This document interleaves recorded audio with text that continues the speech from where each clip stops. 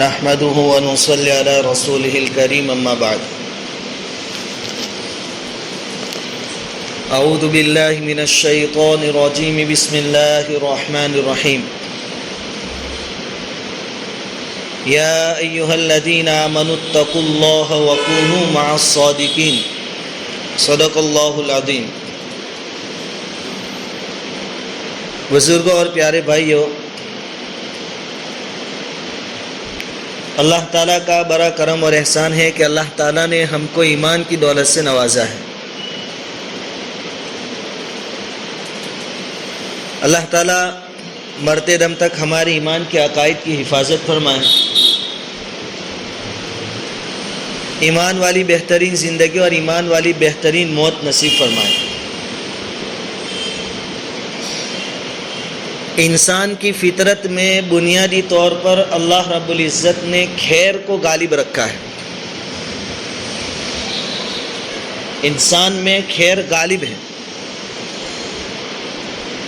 اسی لیے انسان اچھی چیزوں کو پسند کرتا ہے۔ مثلا سچ بولنا انسان کو پسند ہوتا ہے، امانت داری پسند ہے، شرم و حیا انسان کو پسند ہوتی ہے۔ اس کی وجہ کیا ہے کہ اس کی فطرت میں خیر کا غلبہ ہے، اور برائیوں سے انسان نفرت کرتا ہے، جھوٹ بولنے کو پسند نہیں کرتا، امانت میں خیانت کو پسند نہیں کرتا، بے شرمی اور بے حیائی سے نفرت کرتا ہے۔ حتیٰ کہ کوئی آدمی جھوٹ بولتا ہو تب بھی اس کو یہ بات گوارا نہیں ہوگی، پسند نہیں ہوگی کہ دوسرا کوئی اس کو جھوٹا کہے۔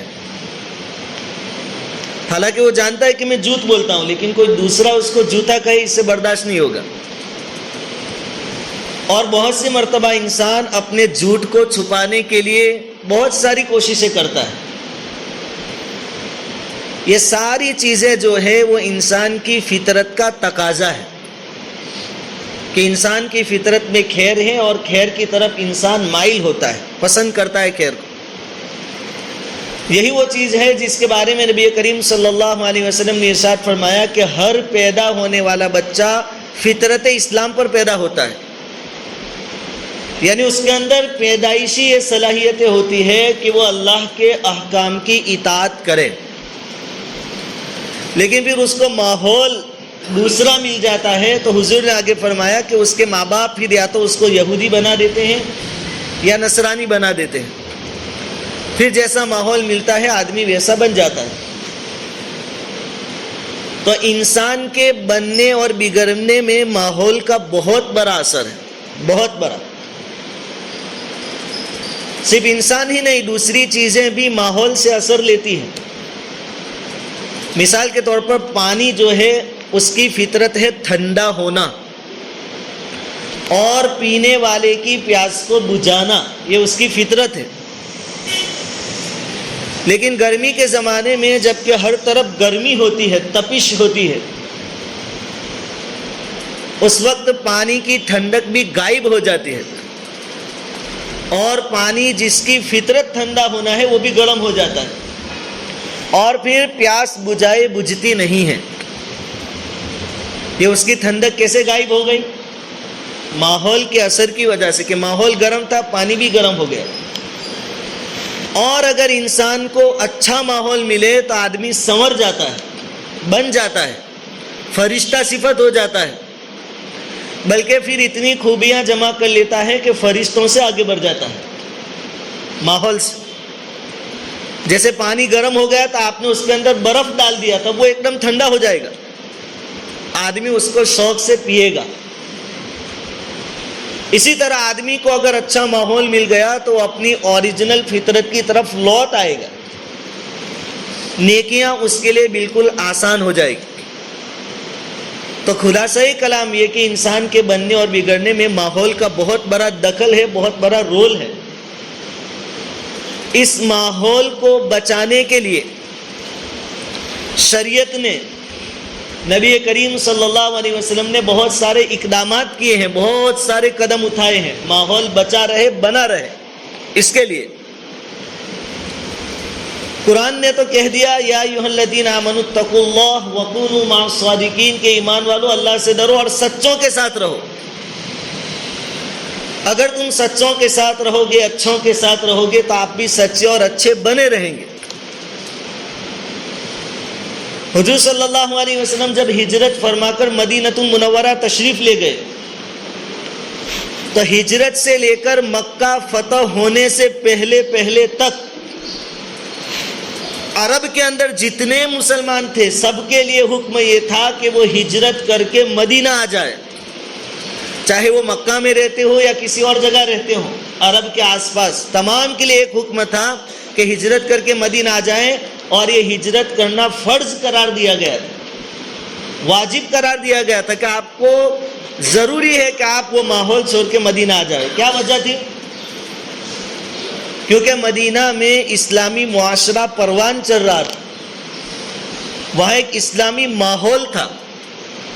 اس لیے جو کوئی بھی اس ماحول میں رہے گا، ایسے معاشرے میں رہے گا، اس کی اصلاح ہوتی جائے گی اور وہ بھی ماحول کے رنگ میں رنگ جائے گا.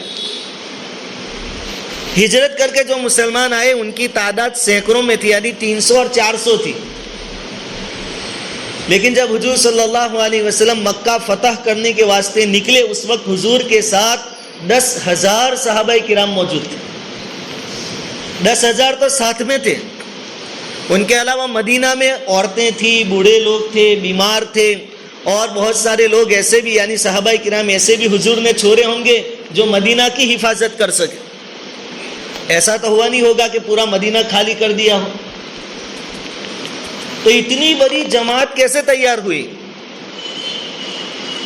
یہ اس طور پر تیار ہوئی، اس طرح تیار ہوئی کہ ان کو ایک دینی ماحول ملا، نورانی ماحول ملا.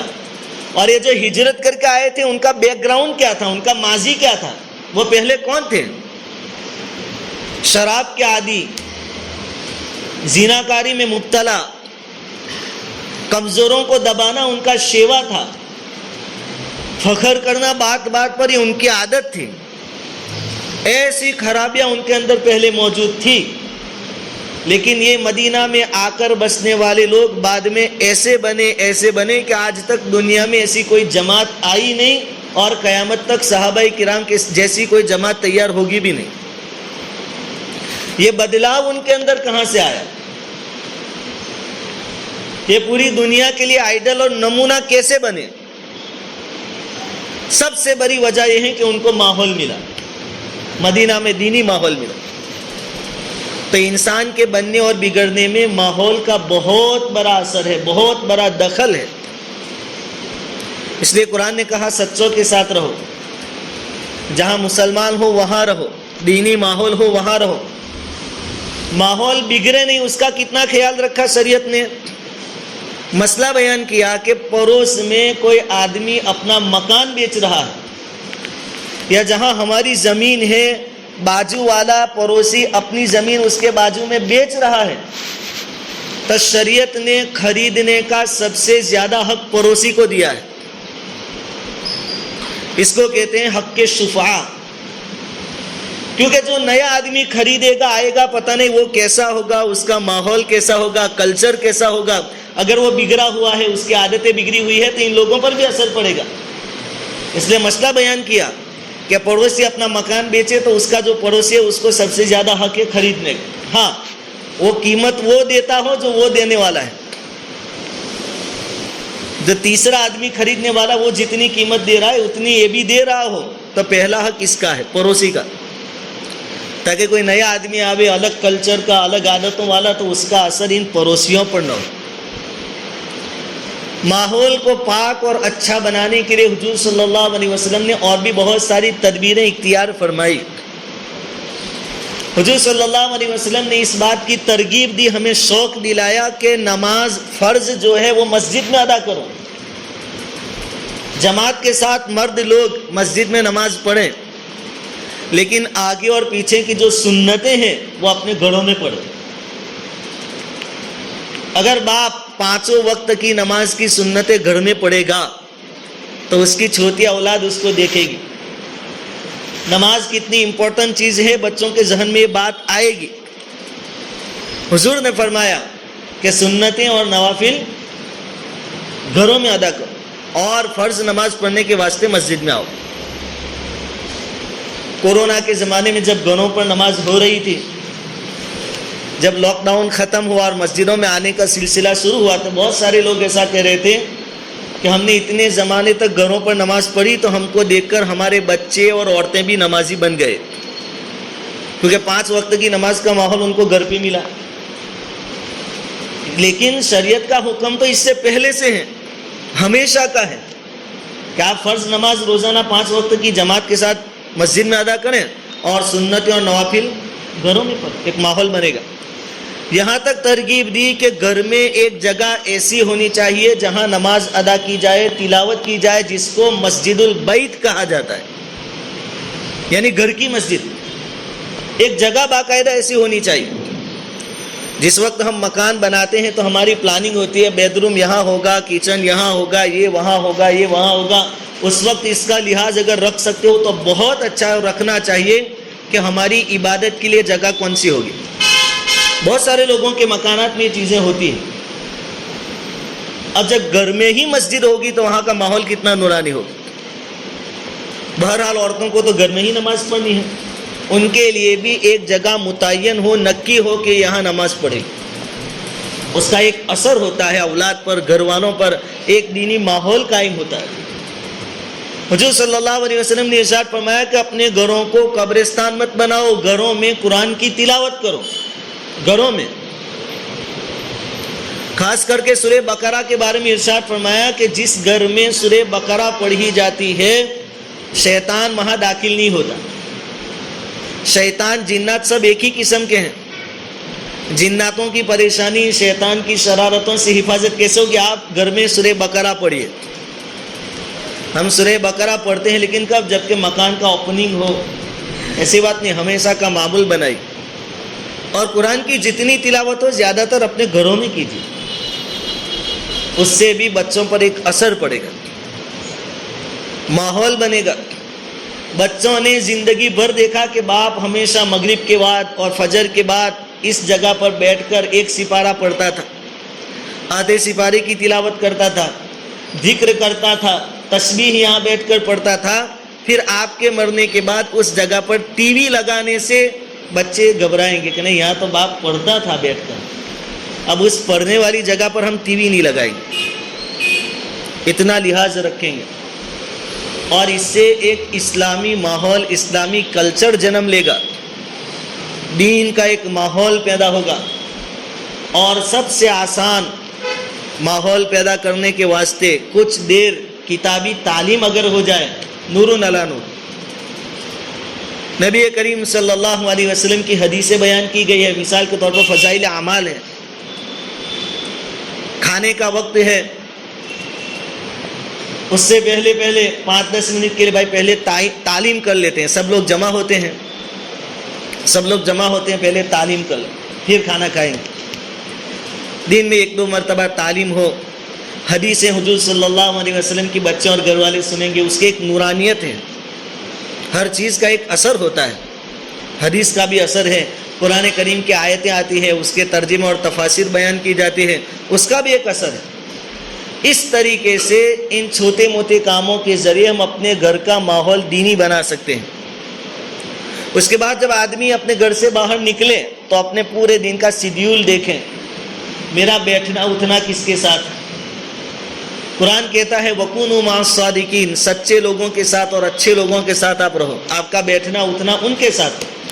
حضور صلی اللہ علیہ وسلم نے محسوس طریقے سے ایک مثال سمجھائی کہ آپ جن کے ساتھ اٹھتے بیٹھتے ہیں ان کا اثر کتنا ہوتا ہے۔ حضور نے فرمایا کہ مان لو کہ آپ مشک بیچنے والے کے پاس بیٹھتے ہیں، عطر اور خوشبو بیچنے والے کے پاس بیٹھتے ہیں، تو حضور فرماتے ہیں کہ یا تو ایسا ہوگا کہ آپ خرید لیں گے عطر اور خوشبو کا استعمال کریں گے، اور حضور نے فرمایا کہ اگر آپ خریدیں گے نہیں تو کم سے کم اس کے پاس بیٹھنے سے خوشبو تو آپ کو مفت میں مل ہی جائے گی، اتنا فائدہ تو ہوگا۔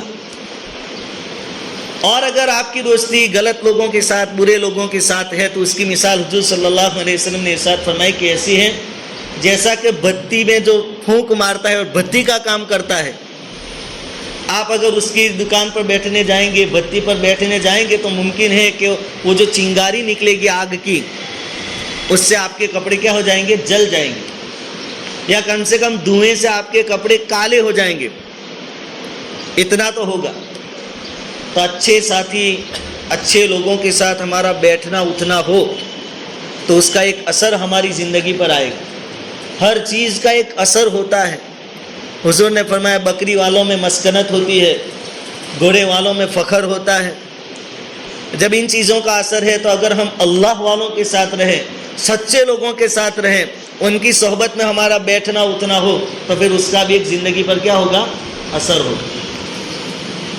بستی میں ایک ماحول سازگار ہو اور لوگوں کو دینی ماحول ملے, اس غرض سے آئندہ کل اسٹیشن مسجد میں, ہمارے یہاں ویارہ میں اسٹیشن مسجد میں بہت بڑی شخصیت تشریف لا رہی ہے. حضرت مولانا مفتی انعام الحق صاحب دامت برکاتہم علی پور سے آ رہے ہیں, اور ان کے آنے کا مقصد یہی ہے کہ خاص طور پر نوجوان طبقہ ان سے جڑے, اور ہو سکے تو رات کا قیام وہاں ہو, تہجد میں اٹھنا ہو, تہجد کے بعد ذکر کی مجلس ہو, مغرب کے بعد حضرت کا بیان ہوگا, اس میں بہت اچھی اچھی باتیں آپ کے سامنے آئے گی, اور اللہ والوں کا ایک اثر ہوتا ہے.